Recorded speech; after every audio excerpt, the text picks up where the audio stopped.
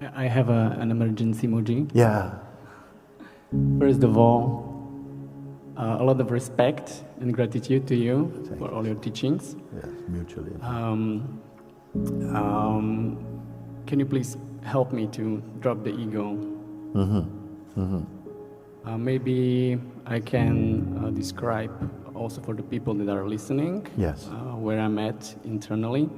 Yes. And so the first evening was very impactful. I could feel rising, or rather sinking into emptiness. Yes. But then a lot of resistance came from my ego. Yes. I felt very frustrated. Very important you say this, because I'm sure it's very relatable. As soon as the door is opening, resistance is coming. Now, the resistance, don't identify the resistance as you. The resistance is happening to an energy inside. We can call it different name. We can call it Maya, we can call it a spirit, you can call it the mind, you can call it our whatever. But that force begin to come up. And I say, you are aware of that force. A deeper power in you is aware of resistance. I said, don't identify with the resistance. Just learn to observe, to be aware of it and feel it, but don't interpret, now, you see, now it's blocking me, and da. No, feel that. It's as though, if you cooperate with the mind, you'll probably not even notice him. I felt like a lot of physical pain, and it felt like it's not possible to get through that obstacle. Yes. So if you say, I should not feel pain, then you're going to have a problem. If you see that sometimes the pain is put it in your mind, the pain that come, I didn't give you pain like this, but it begins to release some trapped pain that had become normalized, so you lived with it. But now, in the face of authentic opportunity of being delivered from that, or transcending that, or discovering the truth of yourself, this thing, you have shaken it, no? So it comes up and it's feeling in the body. So I said, okay, it's on the way out. You're burping out something. So it feels like that, but it can feel like, it's catching the attention, it's trying to hold the identity. Yeah, the mind is very cunning, and I've been many times, I felt so close to it. I feel... The mind is not cunning to the beingness. Mind is cunning to the person. Mind is not cunning to the self. For the self, the mind doesn't exist in the way you think.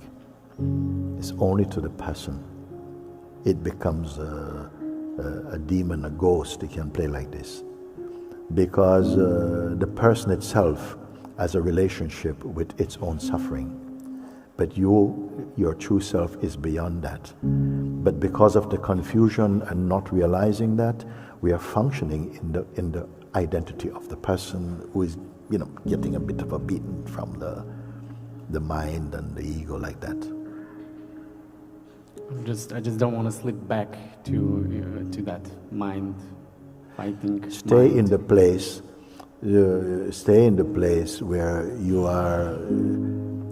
Put everything on the screen of consciousness. You go to a movie, you watch the movie, and all the time, whatever is happening, whether it's a love scene or a car chase or a shootout or whatever is happening, collapsing building, whatever it is, you know it's a movie. You know it's a movie. And no matter what ending is good or bad, afterwards you leave, you go to a burger bar, you have something, it's finished. You are going to come to see life like a movie.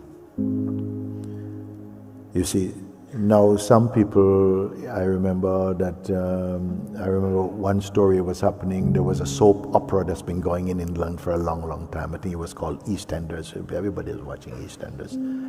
Even the actors are watching it. They are this thing.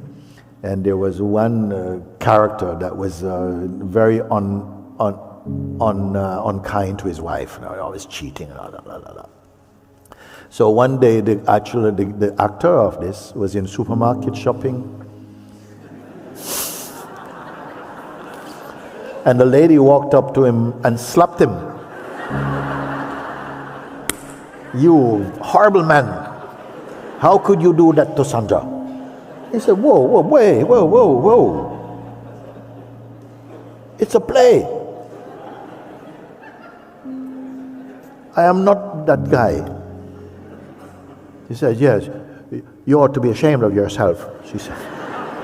So some people, they believe it so much that it's like the on-screen is a reality.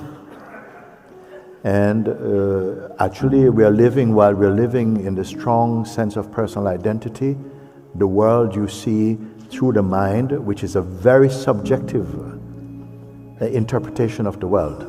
Like I sometimes say, there's one earth, but there are billions of worlds.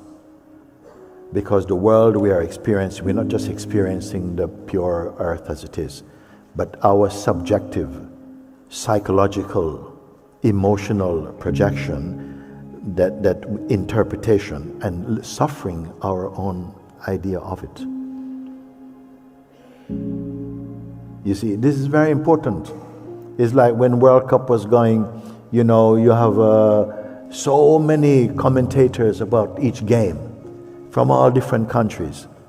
And if you listen to every country commentation, you'll be listening to a different match. Which one is telling the true commentary of this match? But no one. We all have investment. So you share your investment, whether it's painful or beautiful. Mind is like that. So, you know, what we are experiencing, it's real for you. Your pain is not real for someone else. So like this, I just have to remind like that.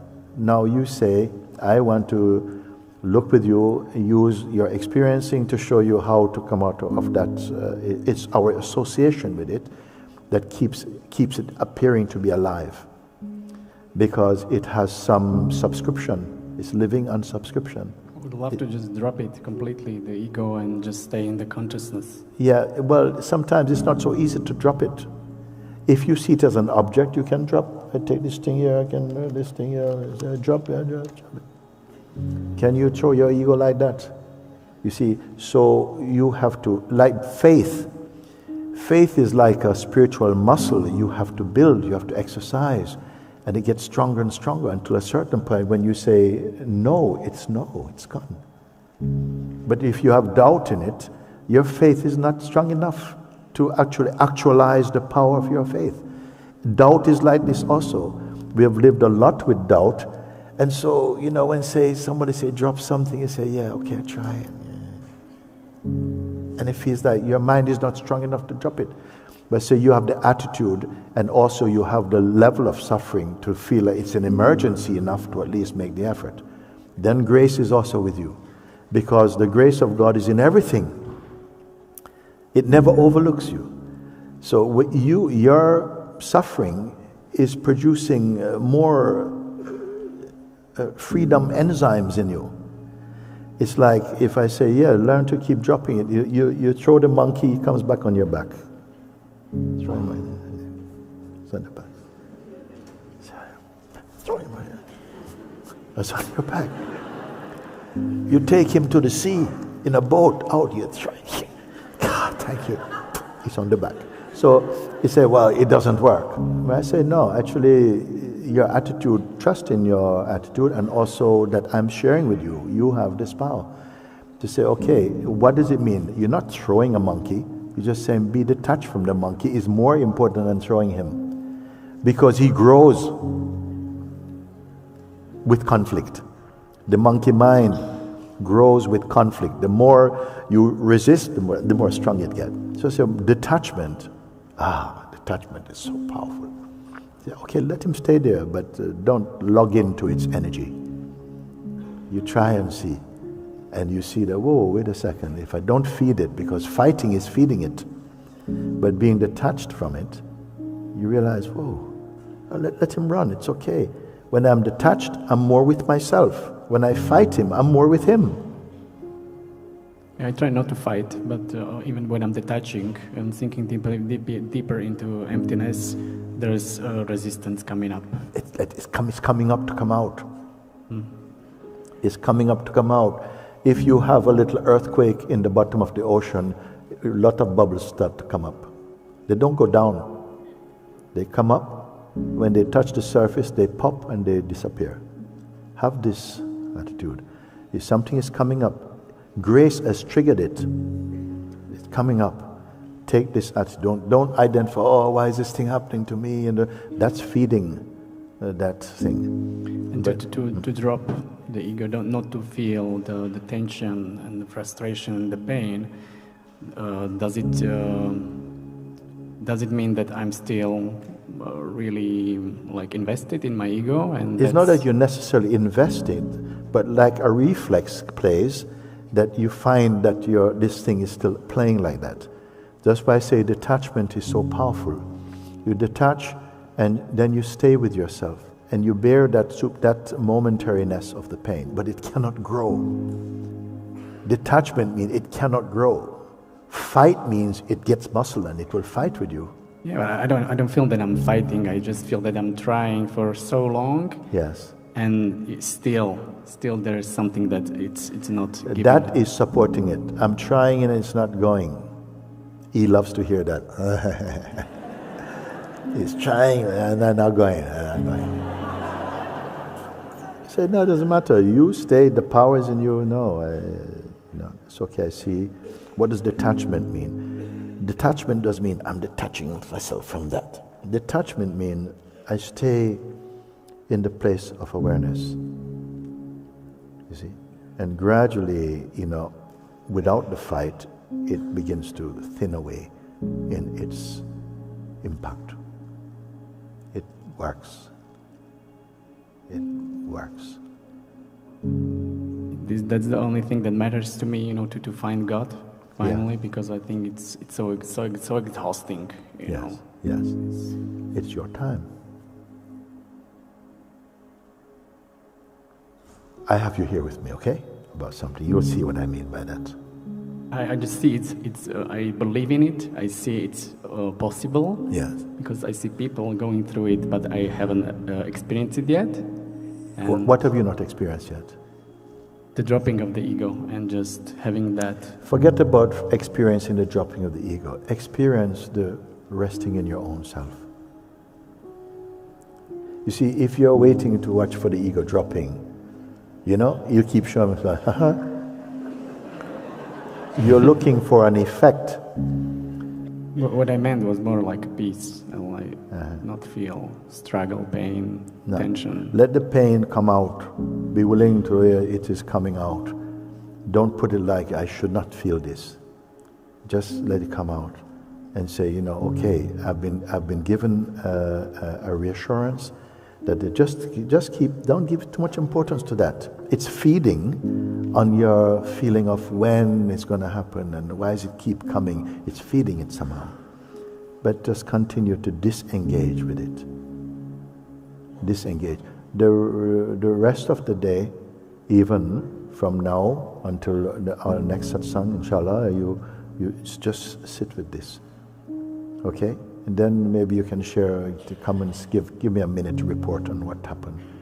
Yeah? If it comes, even if it gets loud, suppose, you really cheese the mind off. See, stop, pull your hair. Suppose he takes this form. And you say, okay, you kick all you like, but I'm not feeding you. Just stay empty and neutral. And know that a universal consciousness supports you. Yeah, that's the way. That's the way. Huh? That is the way. Yes. It is the way, the truth, and the life. Okay? So, thank you. I'm very happy to hear from you a bit later on. Okay?